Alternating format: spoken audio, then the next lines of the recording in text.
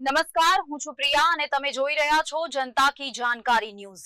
નજર કરીએ આજના સમાચાર।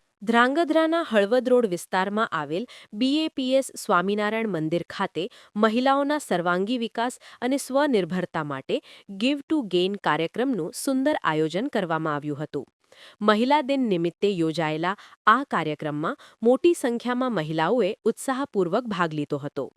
કાર્યક્રમ દરમિયાન મહિલાઓએ નૃત્ય, અભિનય, સંવાદ અને ભક્તિ ગીતો દ્વારા મહિલા શક્તિનો સંદેશ આપ્યો અને અન્ય બહેનોને આત્મનિર્ભર બનવા માટે પ્રેરણા આપી।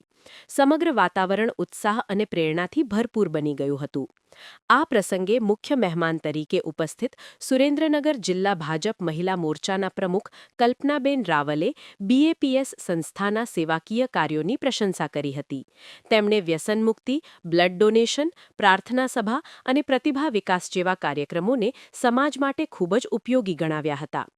આ કાર્યક્રમમાં 50થી વધુ મહિલાઓએ વિવિધ પાત્રો ભજવી પોતાની પ્રતિભા દર્શાવી હતી।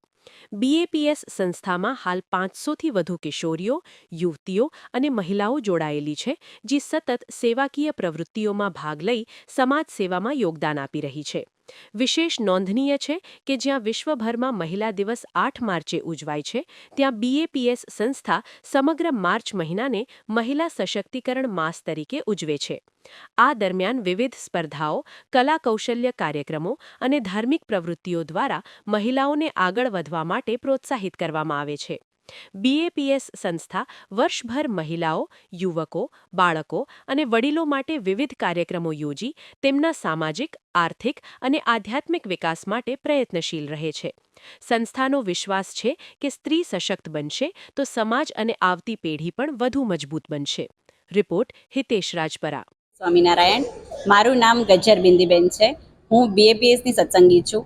અમારે ધ્રાંગધ્રા BAPS મંદિરમાં આજે સરસ મજાનું મહિલા દિનનું ઉજવણી કરવામાં આવી હતી, જેમાં સમગ્ર દેશમાં 8મી માર્ચે મહિલા દિનની ઉજવણી કરવામાં આવે છે, જ્યારે BAPS મંદિરમાં 1 માર્ચથી 31 માર્ચ સુધીમાં એક દિવસનું મહિલા દિનનું આયોજન કરવામાં આવે છે।